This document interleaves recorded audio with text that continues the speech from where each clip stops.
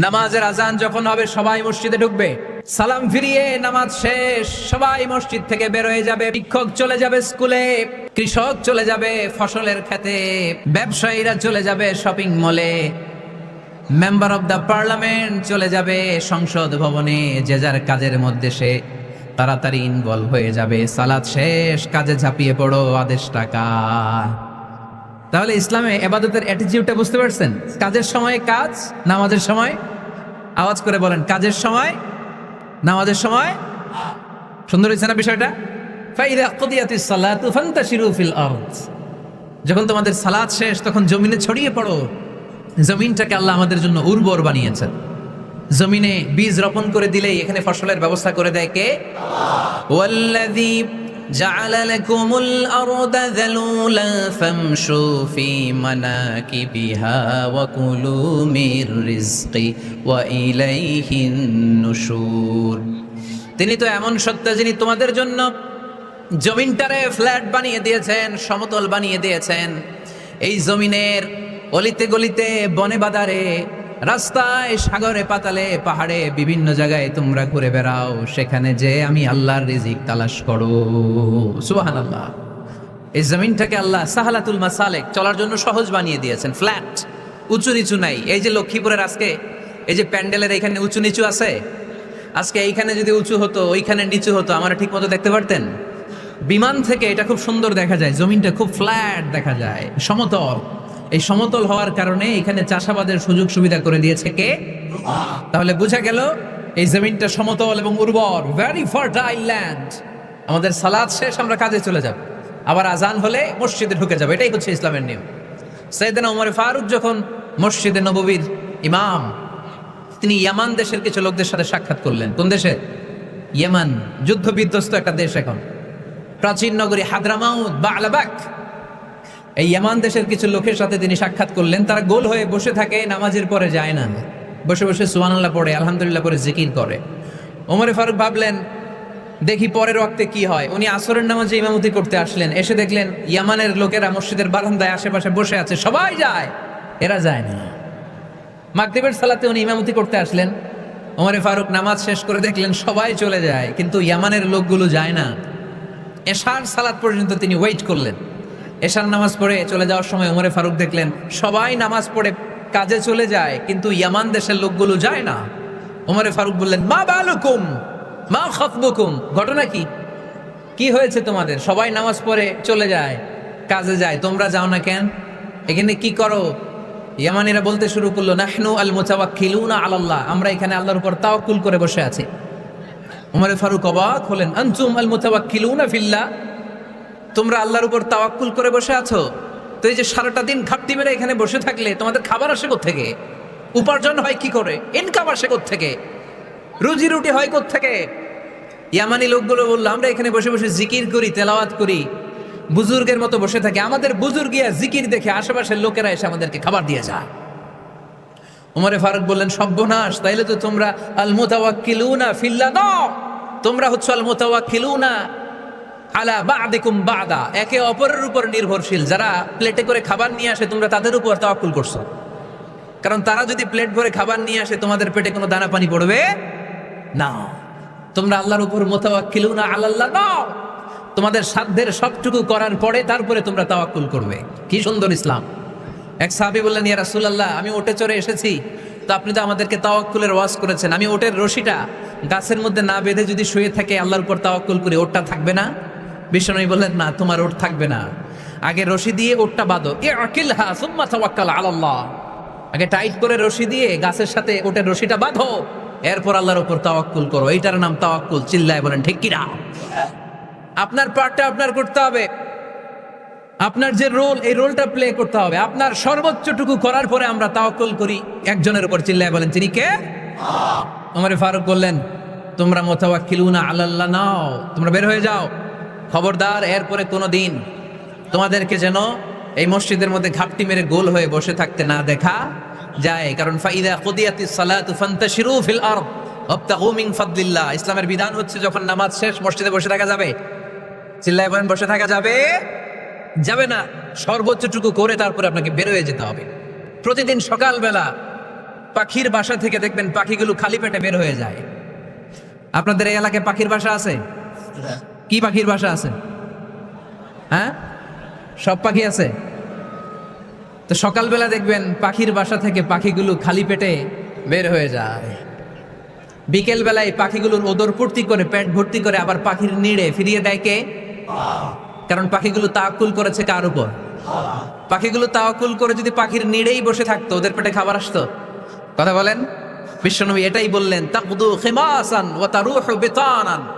তোমরা যদি পাখির মতো তাওয়াক্কুল করো, মানে আল্লাহর উপর তাওয়াক্কুল করে জমিনে বের হয়ে যাও, তোমাদেরও রিজিকের দায়িত্ব নিয়ে নিবে কে? সকালবেলা প্রতিটা পাখি না খেয়ে বের হয়ে যায়। একটা পাখির পেটের ভেতরে কোনো দানা পানি নাই, কিন্তু আল্লাহর উপর তাওয়াক্কুল করে পাখিগুলো যখন বের হয়ে যায়, বিকেল বেলা পেট ভর্তি করে ওদর ভর্তি করে আবার পাখির নিরে পাখিগুলোরে ফিরিয়ে দেয় কে? পাখিগুলোকে আমাদের মতো খাবার জমা করে রাখতে পারে? আমরা তো 7 দিনের বাজার একবারে করে ফ্রিজে রাখি। পাখিদের ফ্রিজ আছে না? আছে। আমাদের অতিরিক্ত টাকা হলে আমরা ব্যাংকে ব্যালেন্স করে রাখতে পারি, অ্যাকাউন্ট করে রাখতে পারি। পাখিরাও তো অ্যাকাউন্ট করে রাখে না?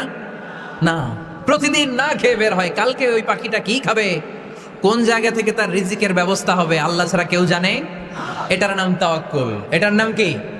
আমাদের সাধ্যের, আমাদের ক্যাপাসিটি, আমাদের ক্যাপাবিলিটির সবটুকু করে আমরা তাওয়াক্কুল করি একজনের উপর। চিল্লায় বলেন, চিনি কে? এজন্য ইসলাম আমাদেরকে শিখায়, সালাত যখন শেষ বের হয়ে যাও, কাজে নেমে পড়ো। কাজে কোনো লজ্জা নাই, পরিশ্রমে কোনো লজ্জা আছে? যিনি রিক্সা চালায় এতে তার কোনো লজ্জা আছে? দিনমজুর, কুলি, ঠেলা গাড়ি চালায়, ছোট্ট ব্যবসা করে, এতে কোনো লজ্জা আছে? লজ্জা নাই। খেয়াল রাখবেন, লজ্জা হচ্ছে অলসতায়। লজ্জা কিসে? বিষ্ণু ঈসা ইসলাম বলেছেন, মা আকালা আহাদুন তাআমান কাত্তু খায়রুম মিন আইয়াকুলা মিন আমালি ইয়াদি। নিজ হাতে উপার্জিত খাবারের চেয়ে, অর্থের চেয়ে শ্রেষ্ঠ খাবার পৃথিবীর কোনো মানুষ কোনোদিন ভক্ষণ করে নাই। চিল্লায় কোন সুবহানাল্লাহ। শ্রেষ্ঠতম খাবার নিজ হাতে উপার্জিত খাবার। ঘাম জড়িয়ে যে অর্থ উপার্জন করা হয়, যে ইনকাম করা হয়, এটা হালাল। আর হালাল খেয়ে দোয়া করলে কবুল করে কে? এজন্য খেটে খাওয়া মানুষ, শ্রমজীবী মানুষ আর মেহনতি মানুষদেরকে বিশ্বনবী খুব ভালোবাসতেন। তারা বিশ্বনবীর বন্ধু আর বিশ্বনবী ছিল তাদের বন্ধু। সুবহানাল্লাহ পড়েন। এত ভালোবাসতেন বিশ্বনবী খেটে খাওয়ার মেহনতি মানুষদেরকে। সব সময় বিষ্ণু ইসলাম তাদের জন্য দোয়া করতেন। এজন্য যারা খেটে খায় তারা কপালওয়ালা, তারা মুস্তাজাবুদ দাওয়া। তারা কি?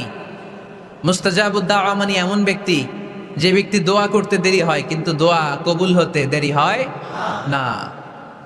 আপনারা এখানে ব্যবসা করেন কে কে? দেখি তো, হাত তোলেন তো। ব্যবসা? মাশাআল্লাহ, অনেক ব্যবসায়ী আছে তো দেখি। আচ্ছা, হাত নামান। চাকরি করেন কে কে? চাকরি? চাকরিও তো অনেক করে দেখি, হাত নামান। প্রবাসী, ছুটিতে দেশে আসছেন? হুজুর আমি আছি। কই? আপনি দেখতে আসছেন? মাশাআল্লাহ। কোন দেশে থাকেন? সৌদি আরব। আলহামদুলিল্লাহ। সৌদিতে ভাল লাগে নাকি সৌদি স্বপ্নের দেশ, খাটতে খাটতে জীবন শেষ? ইনশাআল্লাহ। আচ্ছা, ইউনিভার্সিটির স্টুডেন্ট আছো কারা কারা দেখি? মাশাআল্লাহ, হাত নামাও। ক্লাস 5 থেকে ইন্টারমিডিয়েট পর্যন্ত পড়াশোনা করতেছো, অথবা দাখিল আলী পর্যন্ত, কারা কারা দেখি? মাশাআল্লাহ, হাত নামাও, হাত নামাও। একবারও যারা হাত তুলেন না এবার তারা হাত তুলেন। আন্নেরা কি করেন? হ্যাঁ, বেকার।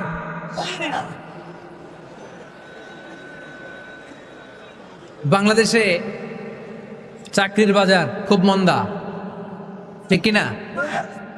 বাংলাদেশ ইন্ডিয়াতে চাকরি পেতে অনেক কষ্ট।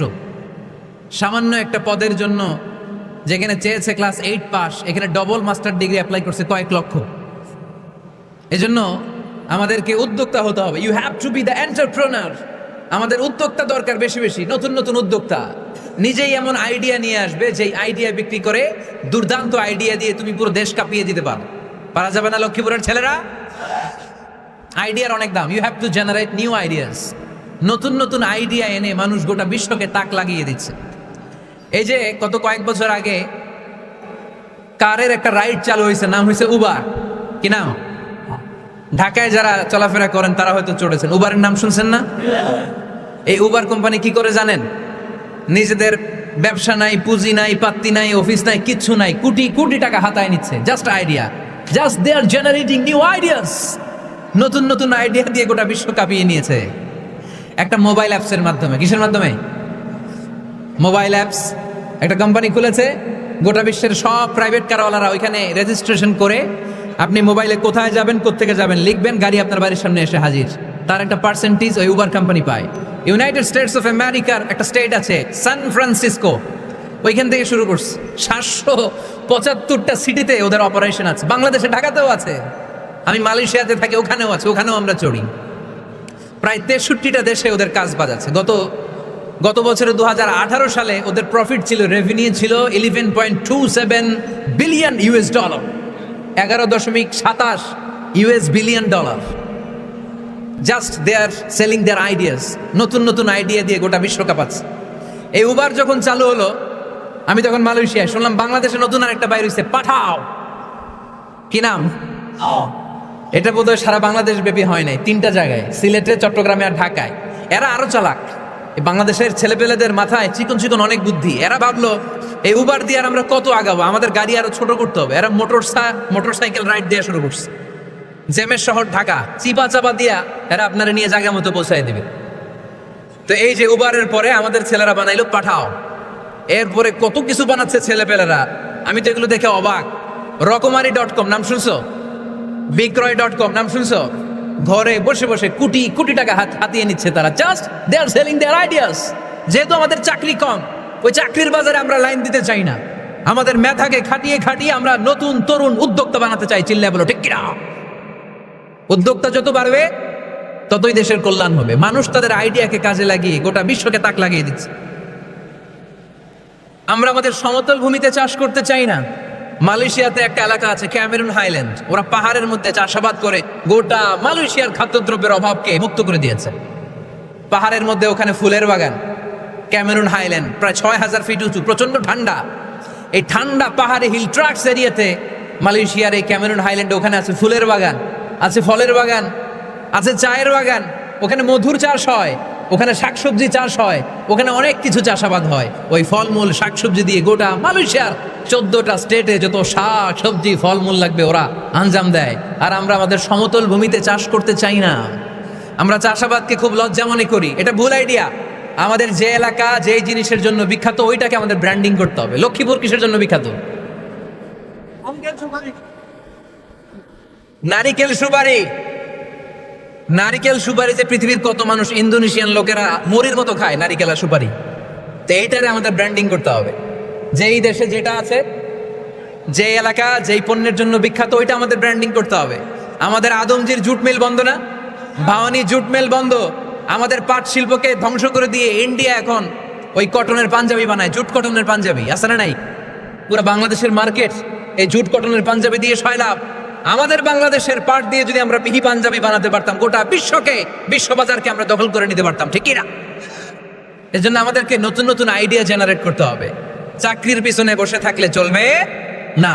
আর আজান যদি হয়ে যায় ছুটে যাব মসজিদে, আর নামাজ শেষ হলে আমরা আমাদের কাজের দিকে চলে যাব। চিল্লায় বলেন ঠিক কিনা? যেটাই করবো আমরা ভালোভাবে করব। আল্লাহ বলেছেন লিয়াবলুয়াকুম আইয়ুকুম আহসানু আমালা। লক্ষ্মীপুরের ভাইয়েরা আওয়াজ করে উত্তর দেন, আওয়াজ করে উত্তর দিতে হবে। জান্নাতে যেতে হলে 100তে কত নাম্বার পেতে হবে? হ্যাঁ, হয় নাই 51। কি নাম তোমার? হ্যাঁ, ফরহাদ। জান্নাতে যেতে হলে 100তে আমার দরকার 51। 100তে কত লাগবে? ফাআম্মা মান সাকুলাত মাওয়াজিনুহু ফাহুয়া ফি আইশাতির রাদিয়া। সেদিন মিজানের পাল্লা যার ভারী হয়ে যাবে সে আনন্দ উৎসবে থাকবে। তো মিজানের পাল্লা ভারী হওয়ার জন্য 100তে আমার কত পাওয়া লাগবে? কত পাওয়া লাগবে? 51 পেলেই হয়ে যাবে। এজন্য আল্লাহ বলছেন লিয়াবলুয়াকুম আইয়ুকুম আহসানু আমালা। যেটাই করবে ভালোভাবে করবে। আল্লাহ এটা পরীক্ষা করতে চান যে আমরা ভালোভাবে কে কতটুকু আমল করেছি। যারা আরবি বোঝেন, আলেম ওলামা, আপনারা জানেন এখানে আল্লাহ বলেননি লিয়াবলুয়াকুম আইয়ুকুম আকসারু আমালা। আল্লাহ এটা দেখতে চান যে তোমাদের মধ্যে থেকে কে বেশি আমল করে। এটা বলছে আল্লাহ?